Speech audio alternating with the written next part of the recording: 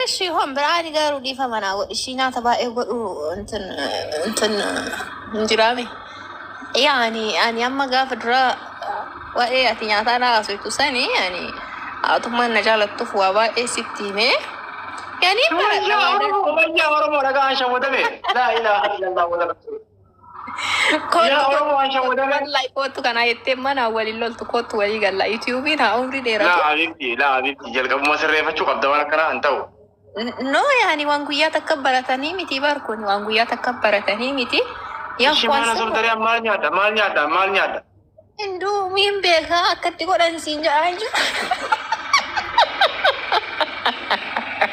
Mimpi Indomie mah aja Indomie nyata namanya kami nasab dan nyata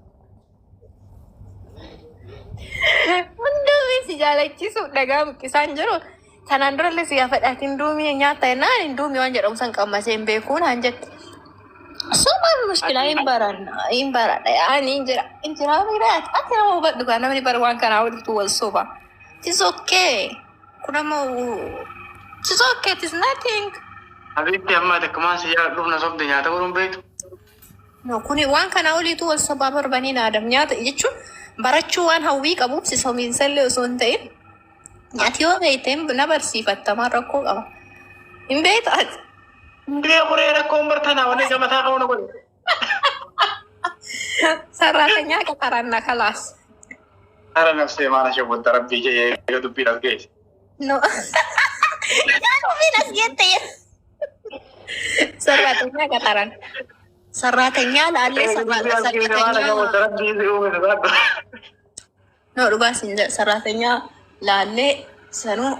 Ada Pilipini. Entah nam kenan. Ya Habib. Ya wajah kasih kapan apa? Rata-ratanya kan ada.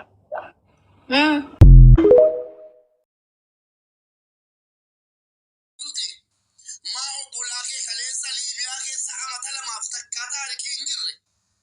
Amatala magutu. Jole jimma mi jar. Amatala magutu Libya ke satti. Asaka شيء على الغير رفع مباركية مال سراقوت مال بوس مال كلتا جديك إنسان نغرغان أجلس أجل جولة كتاب رامك رفالي كارني جولة كان نوجين بارو نوجتن ما كافة سنة الجروب بيجارة تاني جولة كان باسين خوش عاشا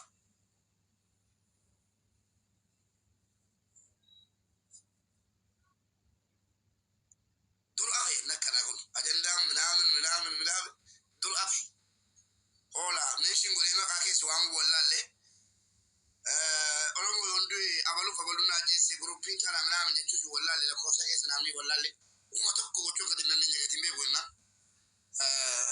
wato kuna sau jolle wata media ra wallahi alazim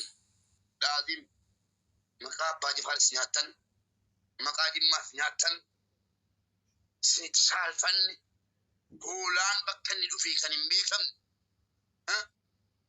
afanu malitin abaji faribat mali wal fakatu ni hadana ma arab saud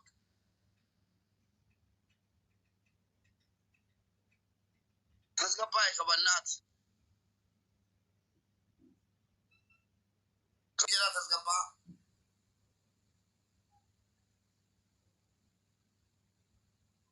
mali wal fakata ati banji far بقوتن المنا ما كل نفس ذائقة الموت إنه دعاء جراتا سلا سيواتكم مقاسا لتول سانجرتنو إرغتها مقام اللسنا إلى الرفسي سنا كان سني لان بقيسي نار رفسو والله الحمد لله جفتنا يا كيساني والله فيا مشاهد جمهوري سعادي رسو حمد سرها كبو المكان كي خبك خديني بك دور بزيها قدو ان شاء الله ergaa keessa barfadhu ayyee yoo meebii jajjarra jiraatte inshaallah hojii walitti deebina. Sina sumata. Ayyee nuuf kolcha wallahi waan deemuu hedduu malee sin duraasuu Ala wallahi nan teenya dubbisuu fi anu dhiyoo kana waan dabareessanis waan hin quba qabuu fi carraasiyuu dubbisuu hin arganne abbaan obsinaanis xiqqoo biiziidha. Sanumaaf si dubbisuu fadheeti malee dubarfadhu yaada kan kee haadha ilmooti ni beeksisa waan. ayyee nuuf kolcha ergaan qabu obboleewwan kiyya warreen afaan kiyya dhageessan kuni amma asitti argamnee sa'aatii gahaa qabaannee yookiin immoo nutti tolee miti kan nuti ijoollee kana afaan jiru hundaan irraa dhaggeeffannee akka miidhaguu kan gooneef sababaa qabna. Innillee sooshaal miidiyaa kana tikitookii jechuudha. Parsantii 90% uummanni biyya keessaa kan Abiyyi faana hojjetu baay'een nama warreen mootummaa faana hojjetu illee warreen namni kamiyyuu hin fayyadama jechuudha miidiyaa tikitookii kana baay'een nama karaa feesbuukii osoo hin taane asiin jiran jechaadha. Jarreen kun martuu warreen mootummaa wajjin hojjetantu jira. Warreen afaan Amaariffaallee, Oromiffaallee, Tigiriffaallee namni hunduu waan dhaga'u hin dhagaa waan ta'eef kanaaf jennee yaada kana irraa qooddannee jirra. Kana yeroo isiniin jennu baay'ee aan tokko farti yaadaan qabu warreen dhageessan kuni saree tokkoota jammarre jechaadha. Mootummaa wajjin hojjettu. Hin dhageessu asirra ooltu baay'een keessan asirra illee sin argaa ooltu. Yaalee mootummaa irra illee warri dalagan illee ni jirani. Baay'ee jira asirra. Garuu afaan keenya kanallee hin dhageessu rakkoo uummata kanaallee argaa jirtan. Yoo sagalee taatanii uummanni kun yoo kara biyya isaa galee uummanni kun homaa sinirraa hin barbaadu. Birri isin hin gaafanne rakkoo takkallee hin qabu biyya ofii galuu barbaada. Kanaaf uummanni mootummaa kana yookiin immoo namoonni baay'een argaa jirtan rakkoo uummata kanaa afaan Oromootiin afaan fedhen dhagaa jirtani. Maaliif mootummaa kana fa'aa dubbattanii ijoolleen kun karaa biyyaa akka galtu maaliif hin goone? Ijoolleen kun waan addaa isin hin gaafanne biyya abbaa jiraa galuu barbaadan. Even ijoolleen kun gaafii isin gaafatan keessaa biyya keetti gallaachitti nu ajjeesaa isiniin jedhan. Kana jechuun namni biyya namaa keessatti rakkatee duurra biyya ofii wayya jechaadha. Kanaafiyyuu hin dhageessu asirra ooltuu asirra jirtuu miidiyaa kana fayyadamaa jirtu namoonni gurguddaan even kan mootummaa kana faana hojjettan jechaadha. Maaliif garaa isin hin nyaatanii? Namoonni baay'een abbaa ijoolleetii.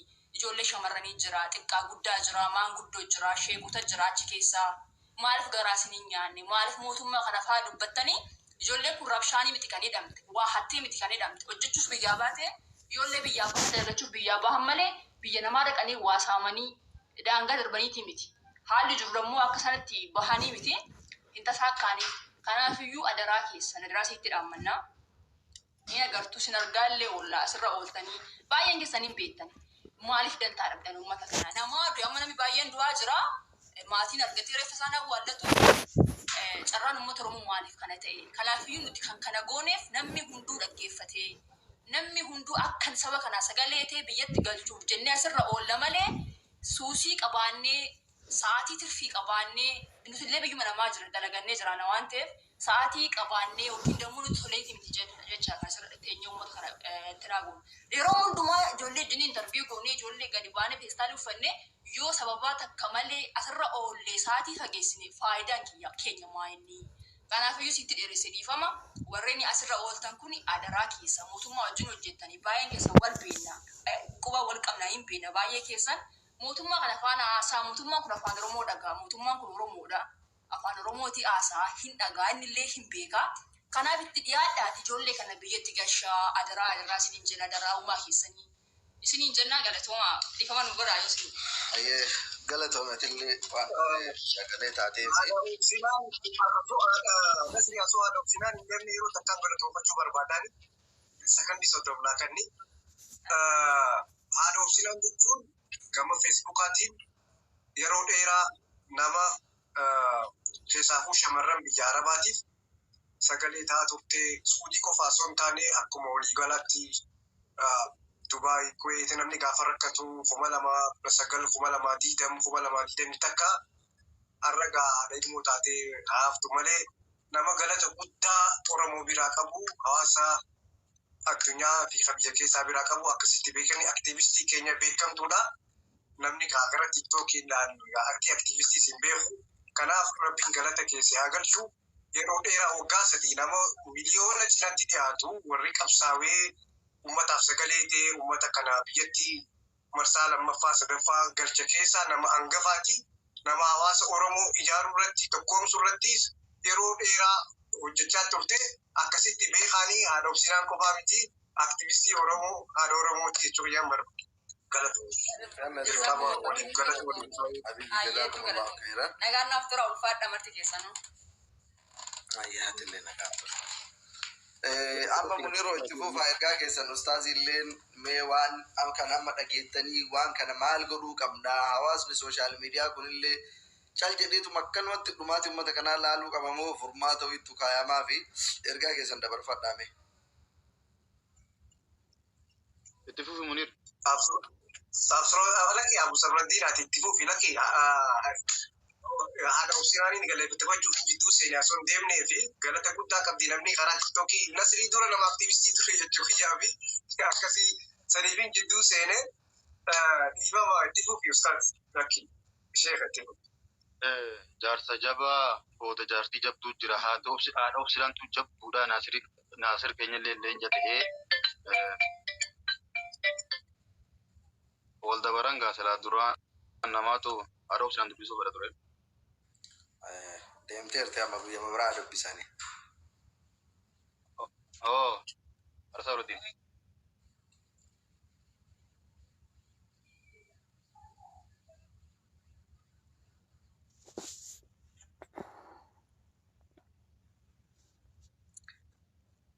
Ifama. Abshiru. Waan hunda caalaa namatti qashuu namatti ulfaatu ijoolleen teenya silaa har'a namuutu guyyaan tokko qabatamee jiraatee warra silaa gartee biloogara ta'e agartee ammaan tana wallahi na jiru mubaarakkaa dabalatee obboleessa keenyaas dabalatee namoonni hundinuu warri amaariffaa dubbatus ijoolleen teenya afaan oromoo dubbatus warri gartee wanti gurguddaa qaban walitti dhufanii silaa gasti irratti akka gartee wal biratti gizee geema taphatan wal ga'an sanitti walitti dhufamee sagalee uummata kanaa taa'ame bakka takka amaariffaanis oromiffaanis namuutu dhufee